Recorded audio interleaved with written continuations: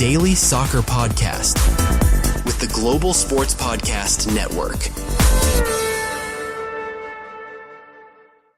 Hello and welcome back to the Daily Southampton, part of the Global Sports Podcast Network. My name is Greg Elliott, and as always today, joined by my good friend and wonderful co-host, Zach Finch. How are you doing today, my friend? Well, you say as always, but I was not there yesterday, and I can only apologise. However, you had a really good episode, mate. I really enjoyed it. So yeah, I'm all right. I'm trying not to think too much about football at the moment, which is ridiculous because we do a daily podcast, and also a lie because me and you have talked about it a vast majority of the day. But it's yeah, It's hard, isn't it? It's hard times to come upon us. Weird place to be in right now, and it's like also I can empathise with like Wolves fans at the moment who seem to be going through like a similar thing, wondering if they'll turn their season around. And then there's other bits and pieces that, you know, like the Scottish football just absolutely imploding for some reason, apart from Hearts. Sure. Well, I don't know, because I actually saw one piece of news that was about Hearts' new sporting director who died on the pitch and stole a penguin. I assume not in the same day. Right. So I don't know.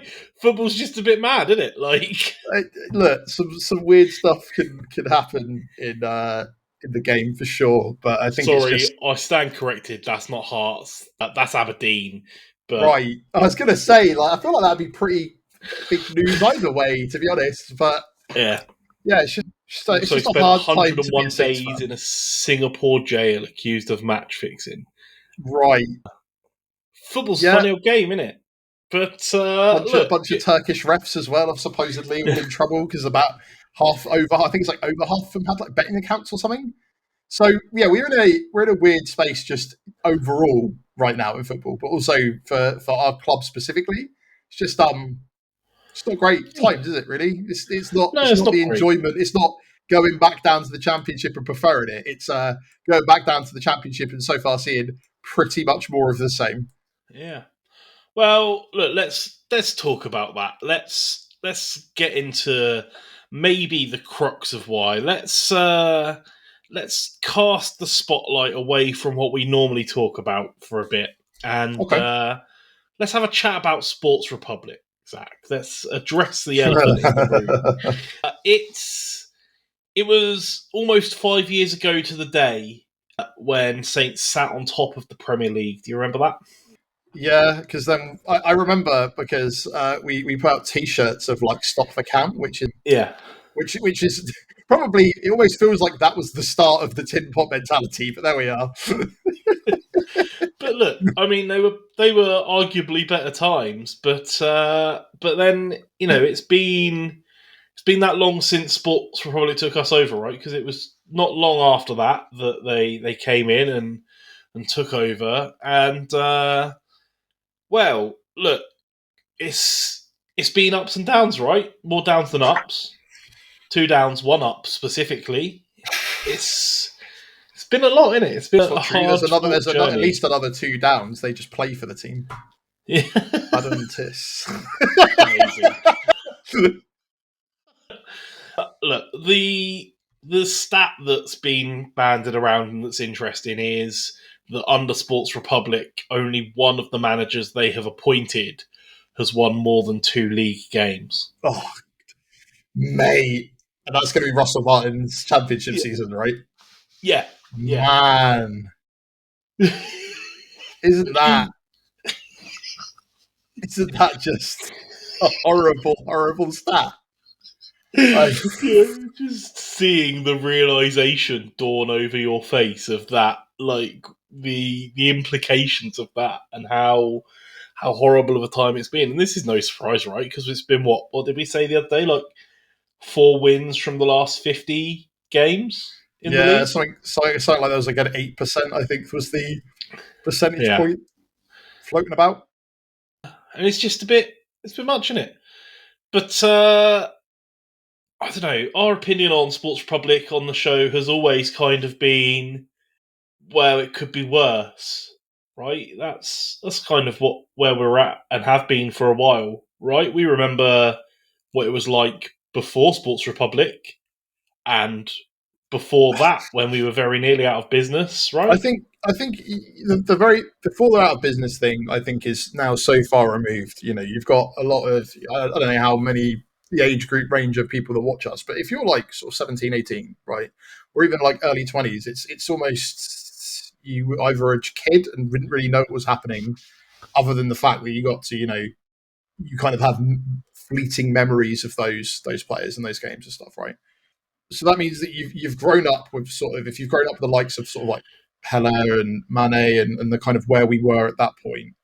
And then obviously there was the sale to Gal, and then everything started kind of being stripped a little bit. And then I've seen people talk about it with almost nostalgia. And Ralph Hasenhuttl must have been like a really good coach. And I'm like, I don't know, like I feel like the recruitment was quite good, right? Like we replaced Dejan Lovren with Virgil van Dijk. Mm. Like, right, and then obviously then it started to not hit. Like there are some people who've had a Saint shirt on that we don't have incredible memories of, right? Like Vestergaard, that's a bit harsh to maybe point him out, but I remember that he was the story of the time that Mark Hughes was in charge of our club and given like a 2-year contract for keeping us up, which was bizarre. Yeah. Well, and loads of examples like that, though, right? Like you think about Danny Osvaldo, Wesley and Hoyt. as like the whole and the Sports Republic thing, like the one bit that I will give them credit for, and the thing that does annoy me about the like league win stats is it's like they will pick the season when they were first in charge, they will pick last season, and they will pick this season, and they will almost completely ignore the promotion season where we had a massive unbeaten run and we did win games and it did feel like there was a better vibe. Again, it's just like the planning that they put into a Premier League campaign was non-existent, and that's proven. I mean, without out and out dismissing your point, we did still only finish fourth that season. Correct. But like what I mean is that the people will jump like we do. It's because we work with data and we work with statistics. You can arguably bend any statistic to point your way, right? And this is how I feel about the win percentages. Like it's really low, and again, it's also how I feel with XG. For me, that's still like even more made up than made up. Like sure, if you want to compare all the times that somebody has sat in a seat and that seat is broken, it might be that this person who weighs this much is the more likely to break that seat. And if you sat in this seat for 10 years, it would probably, like, I don't care.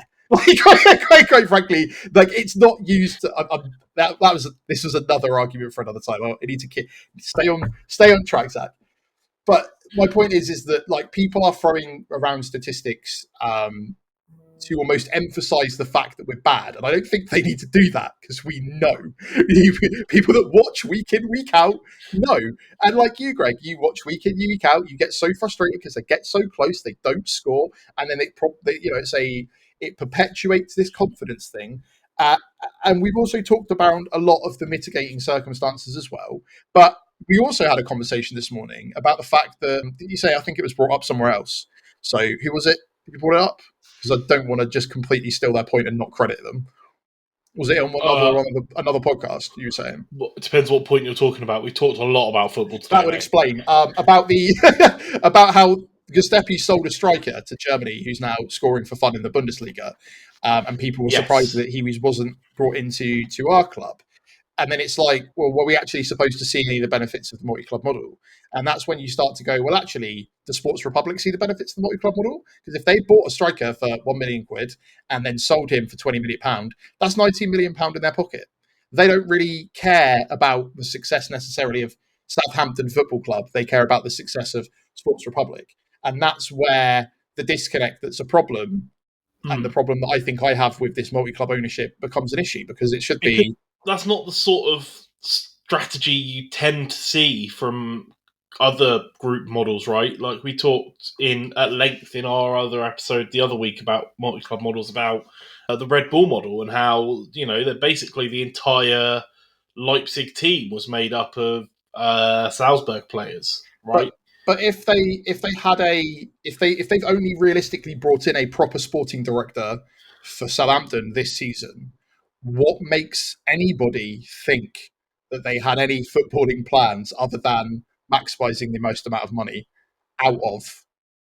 And this might contradict some of the points I've said beforehand. I think it's just I've been doing a little bit of research into not a lot yet. I don't know if it will be done by tomorrow, but I've been looking into the background are one of our key investors, and so I don't get sued or anything. This is just stuff I've read online, and I'll link all the sources, but they're all sort of public information. But like, the guy basically created like Sky in southeastern Europe, right, for his area, and has bought out different areas, and they've been heavily criticised for sort of using for paying the least amount of tax they can within a legal sense, right? Which, see when Jimmy Carr went through that scandal, but imagine it on a much larger scale. And like, I guess to get to my point, what this is a business. This isn't a hobby. The guy didn't buy it because he loved football. The guy didn't buy it because, and like, the fact that all the conversations around him are sort of like, oh, well, he's still like falling in love with the club. And there's a lot of people as well that kind of were like, oh, well, he had no idea what was going on. And I'm like, well, we that unimportant that like the main investor doesn't care that we're failing miserably till the last minute? I mean, kind of that, because it turns out he's been sort of embroiled in this legal dispute over whether a company that fired him owes him money. So exactly, and not only that, maybe like, it football's means not that at the he's like, forefront of his thoughts. well, now I've been dragged away from this. I can actually concentrate on Sports Republic, and it's like, for football fans of the team Southampton Football Club, as I pointed out to you before, Greg, could not care less about any of this stuff. But you have to tune into it because it has a genuine effect on the on-field decisions. Like, I was talking to my dad about the other day. So he was like, yeah, just need to get Sports Republic gone. And like, and I can understand why his opinion of that is there.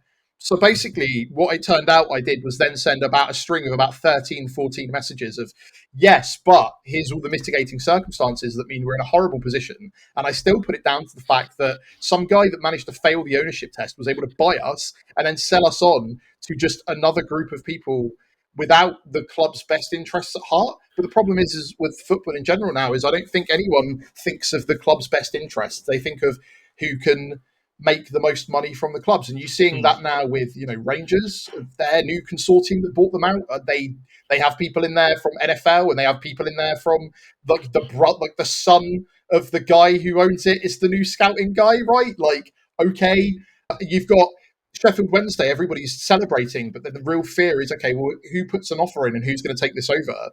And like, the meat ownerships test isn't like you have to have a knowledge of football. It's just like, you need to buy. You can afford to buy it. This much money. It's genuinely it. It's crazy. So lots of those things are a problem. And like, we've worked in an industry quite close to sort of like utilities. And I remember one of the people like in our company talking about how it's a huge problem that anybody can just buy an electricity or gas license, right? And then start up a company. And that's why when the energy crisis hit in 2020, so many companies went under, and probably a lot of our listenership suddenly realized they were with different companies because all these guys had absolutely no idea what they were doing. And it feels very much like that. And we've talked about before that they seem to be able to nail the business side of stuff. But again, the primary product is football. And the primary product is supposedly the flagship is us. But decisions like that, once again, putting it back to my original point, I got there this time, mate. The decision of like a transferring somebody away when they could have been moved to us isn't a footballing decision. It's literally a solely business decision because it's not even that, right?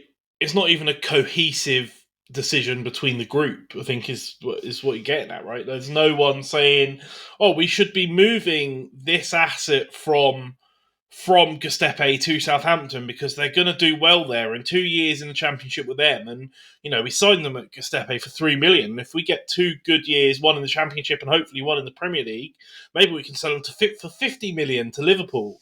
Like, even if that's the output they're looking for, it's still not there. That level of cohesion and cooperation just doesn't seem to exist. I think that's the problem, right? Is it you start to question what the intentions are and like what the ability are of these people. And again, we can give them credit for the fact that they brought in sports to try and I guess turn the ship around, and they've invested in some of the right areas, maybe some of the right areas are not, and then the buck kind of stops with him. But it's kind of like, for me, it's very, very troubling that you've got someone turning around being like, oh, we've got the correct, now that I'm not distracted by this other thing with my previous company that clearly is more important because it's where I made my fortune, as much as I want to say that. And also I hold a large percentage in the company.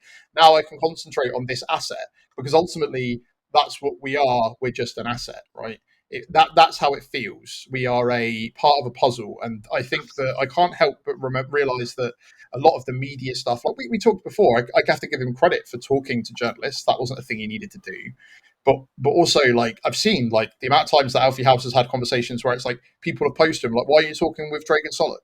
And it's like, "Oh, well, I've asked to do an interview, but the club are stopping it." And I'm like, it's just a lot there that feels a bit. Johan Spores, right? The amount of times he came out on Total Saints podcast this week that and was said, it. Like, I want to have a conversation with him, but I can't because they're not allowing me to, or the diaries aren't lining up and they don't want to say it. Obviously, like, you can be private, you don't have to do that kind of stuff, but when you the other big problem we've got is, like, have we really turned as a fan base? We shout at the ground, but they're still profiting. Like, and that's one of the biggest problems as well. Is like, what do? Do you organise a big protest? Is that going to make things better? That will make things worse before they get better. Do people really want us to drop out of the league to get new ownership? Do they really think that we have the ability to change that? And again, as long as we're not a loss-making entity, that's not going to happen. He was interviewed in the summer about selling us, and he went no. So maybe they are going to get back onto concentrating on their primary asset, right? But it is. I feel like it is very difficult at the moment to take a stance to try and defend them, because it's just kind of like, how can you defend? Because again, coming back to my statistics, as much as some statistics can be manipulated, like, none of them look good. There's no. What are you supposed to do? Like, don't worry, guys, we're the king of XG for the last 3 years. I'm like, great, let's get a trophy for that. Like, wait, look, I have got some caveats to those statistics. I've got some other information. So many other points. Digging around for. This is why sometimes, mate, it's probably nice for you to do a solo episode, because you could get past point 1 without me going on a tirade. So, but we'll get to that. Let's have a little break and hear an advert and a message from our partners at Bioniq. Your body is unique, and Global Sports Podcast Network has partnered with Bioniq, the world's most personalised supplements. Bioniq provide 100% tailor-made supplements designed to deliver precisely what your body needs at exactly the right levels to optimise your health. No guessing. So click the link in the show notes. Use the code GSPN 2025 for 40% off your first month's subscription. Bioniq. Don't settle for off-the-shelf solutions made for just anybody. Get what's right for you right now. Okay, mate, and we are back. So one of the things I have written down as a caveat leads beautifully from the point you were just making, because I wrote, we have to remember when we look at these stats in isolation, cutting off the point of when Sports Republic took over, that they in fact inherited a club that was bereft of investment, right? Like, they took that and ran with it, and they have done some good stuff. You talked about the business side, and I was thinking about it because I think one of the original points I posed to you earlier in the day was, with all of this, stuff about Johan Spores being poached by Juventus and Solak being in this sort of legal battle that I hadn't really read up on, but it strikes an immediate chord of, are we like one crisis away from being in the same position as Sheffield Wednesday? And actually, the more I thought about it, the more I realised, no, not really, because at least they have invested in ways that are sort of driving this self-sufficiency, which is at least a positive to take from it. But sort of regardless of that, we're not seeing the group model stuff like we said about before the break. There's no cohesion or order. It's just a bloke that owns a few football clubs. And when I was doing some digging, or in fact I saw it in the Echo in this article, I didn't realise that they actually own a team in Mali, in the Malian second league, which just strikes me as a bit odd, right? Like, it's such a strange... he's trying to sort of build ties closer to his background anyway. Like, he's been trying to purchase clubs in Eastern Europe, right? Like, I think it was Red Star Belgrade, but I think they've tried to put sort of bids in for a Romanian team that was kind of failed. So yeah, it's not like it's like picking teams that seem to go well hand in hand either. So it is making me slightly more critical. I think that we are critical, but also have an understanding that the alternative isn't necessarily better. Like trying to force the hand of an owner to sell up doesn't usually end well, and it doesn't necessarily mean the person that's going to replace you is better. I don't think there's any owners in this game that really, I don't know. Can you name a club that you think has a really strong ownership that isn't probably also a little bit evil? Like Ipswich, Leicester at one point had a fantastic owner. Unfortunately, I that don't was know, mate. I the think tragic. I think you'll find that some people find Ed Sheeran's music pretty evil. I don't mind it personally, but that's definitely an opinion that's out there. Ipswich has run well, and it's like, what do we want to be? Like, do we want to be a family club? Do we want to be a corporate club? What are they trying to turn us into? Well, like a lot of it now is, you wouldn't have a level one if they didn't try to invest more in the family side of things, because if they're trying to bring in corporate customers, what's the point of trying to get them to do a little bit of ski ball or mini golf before the game kicks off? That's not going to happen. But they have tried to expand that kind of stuff, and again, like make it more of a revenue making entity.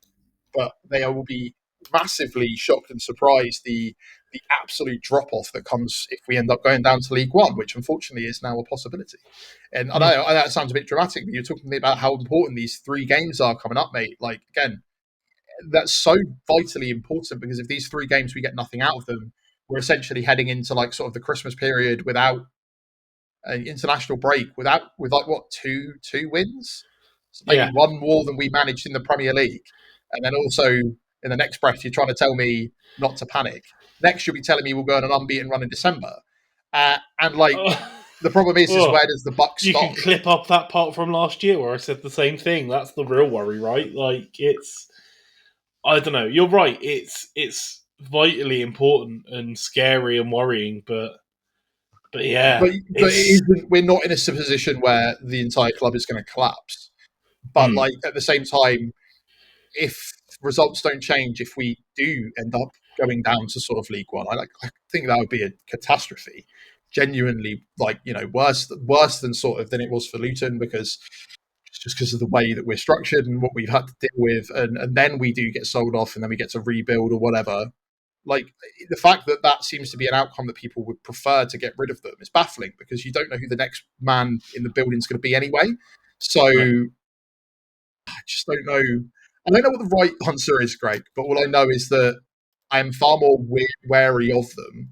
I also just don't think that hugely fan opinion matters in this. No, I agree with that. And I mean, I've seen some calls on social media, and I think it was talked about on some of the other podcasts about, you have to vote with your wallet. You want to hurt them, stop buying food at the ground, and stop doing this and stop doing that. And I don't know, at the end of the day, I don't know if that vocal minority, I feel, is going to be loud enough. But maybe if it gets worse and worse, it will become that. But this is what I mean. You target families so that you switch your trajectory. You're not going to. Then you're not.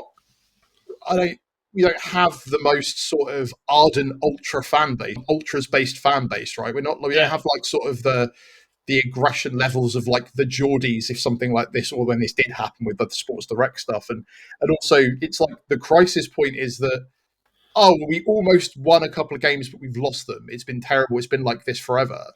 But it's not like the club is on the brinks of collapse. They're not paying the players. The players are trying desperately on the pitch. Like, a lot of this comes down to, in my opinion, personnel on the pitch.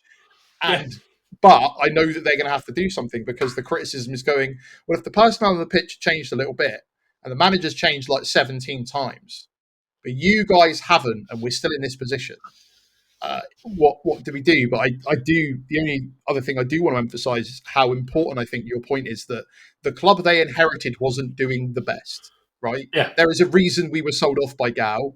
There was the whole Chinese owner debacle where they weren't allowed to invest in foreign companies. Like, again, you're not tuned into if you're not tuned into this stuff, you don't sit and dig through all of the meat. It just feels like we were doing all right in the Premier League, and then we got sold off to like some random company that is like sunk our results into the ground. It's not really how it's gone. It's really also not. They aren't doing themselves any favours to try and win back support. Well, I mean, look, I think the thing is that they are trying, just unsuccessfully so far, right? But at least, I mean, to my mind, at least they're trying. And I don't know, if they'll ever get good enough to turn the tide. But maybe the answer lies in a solution that's been pointed out before, and I think we'll have a good talk about that. So let's do it after a final break and a message from our partners at Zencastr. Here at the Global Sports Podcast Network, we spent a lot of time selecting our delivery platform, and Zencastr came out the clear winner. With 4K video recording from your phone and AI editing that automatically removes all those ums and ahs, it's super easy to record a podcast that sounds great and to deliver it efficiently. If you're ready to tell your story, check out the link in the show description and learn more about Zencastr. Alright, mate. Whilst I was doing some of this reading and digging back about Sports Republic and stuff, a line jumped out at me from the very interview with Dragan Solak that we were talking about earlier with Alf House. And it was a line about, hey, if you want to invest, I'm not against working with partners. Send me a letter with your proposal and let's sort something out. Is that like the golden path now? Because I don't see Sports Republic leaving and barring something like catastrophic, some sort of massive controversy. I don't see Sports Republic pulling out. I don't see them wanting to leave their investment that way before, the structures they've put in place to make those returns have come good.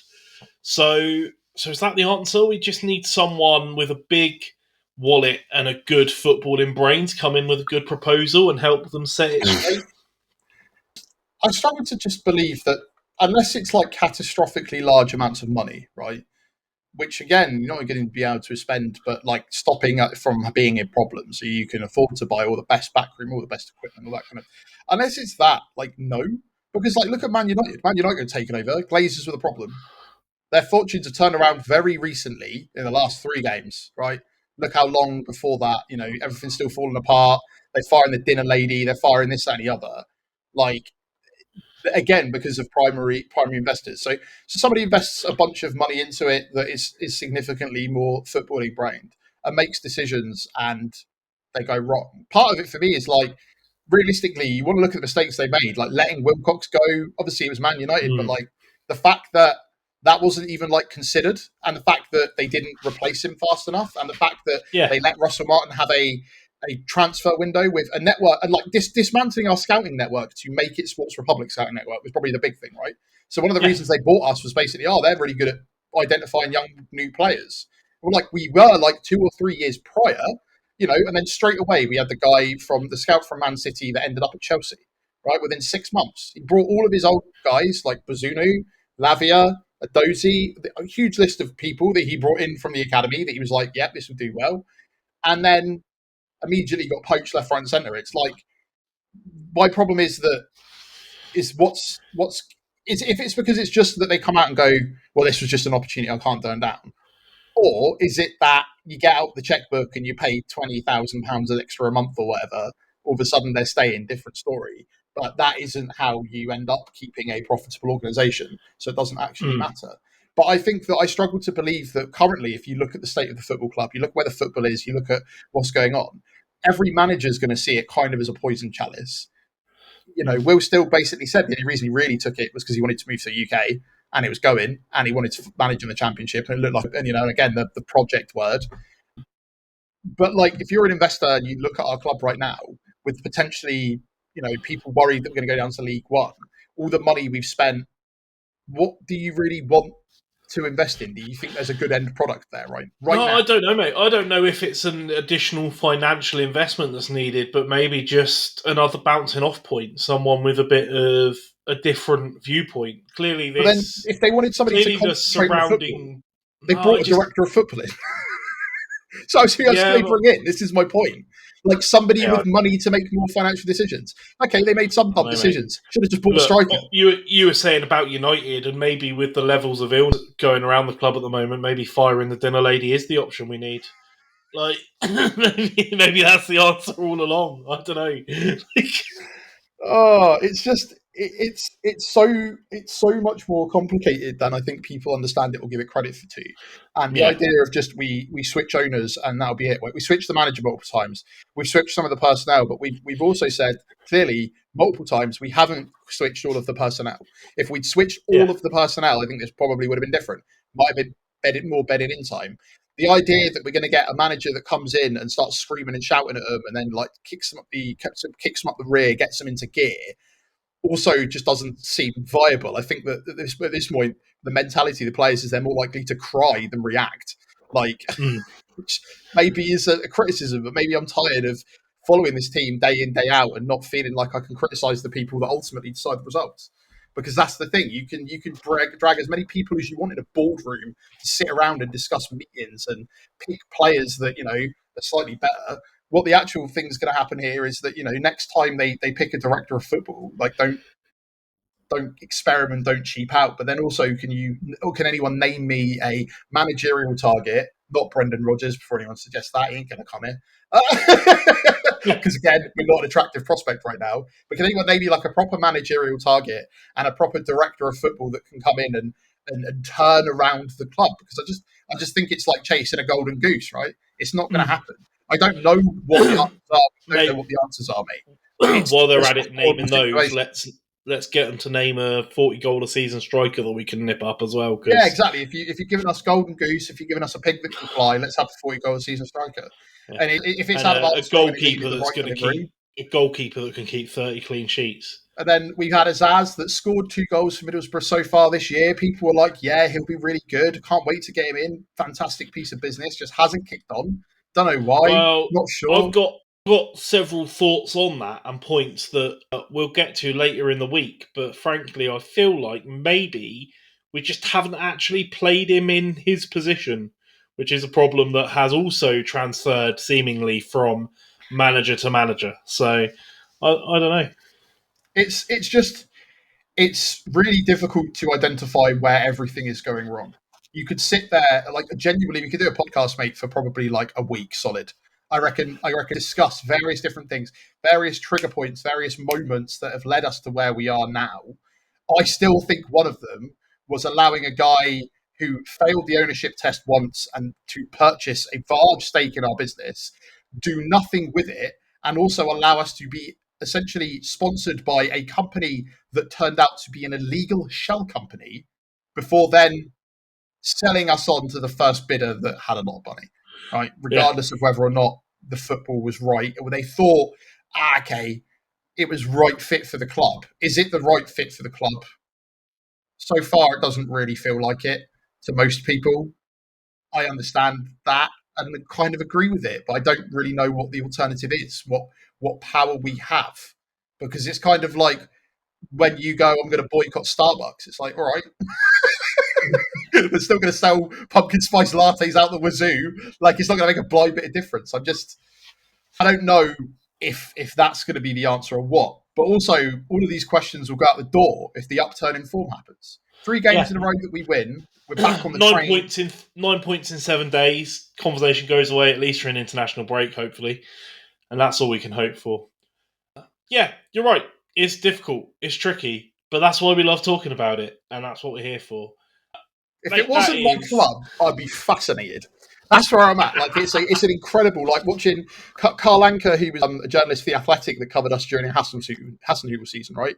Now covers Man United. I think he's a fantastic journalist, great guy. Really, really enjoy his pieces. But I saw him turn around the other day and was like, what is happening at Southampton?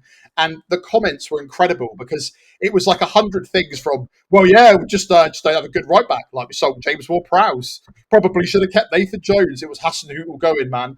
And like, there are 1,000 different things that have put us in this predicament right now. And I think that simultaneously they're all wrong and right at the same time.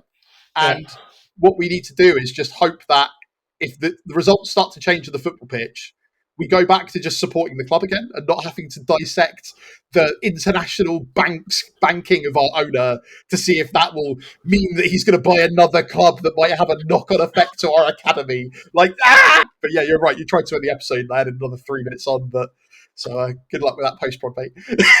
That's fine, mate. Look, that is... We could talk about this for hours, and I'm sure that we will over the weeks to come, regardless of the results, because it is fascinating, it is interesting, and it's not a point that's going to go away anytime soon.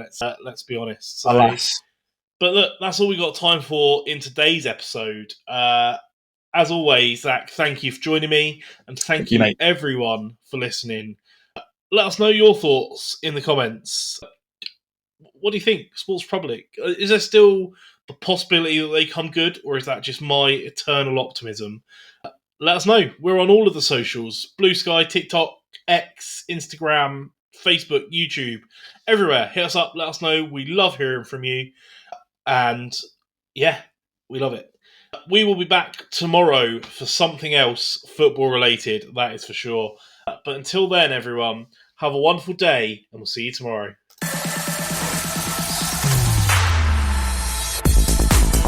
Your daily soccer podcast with the Global Sports Podcast Network.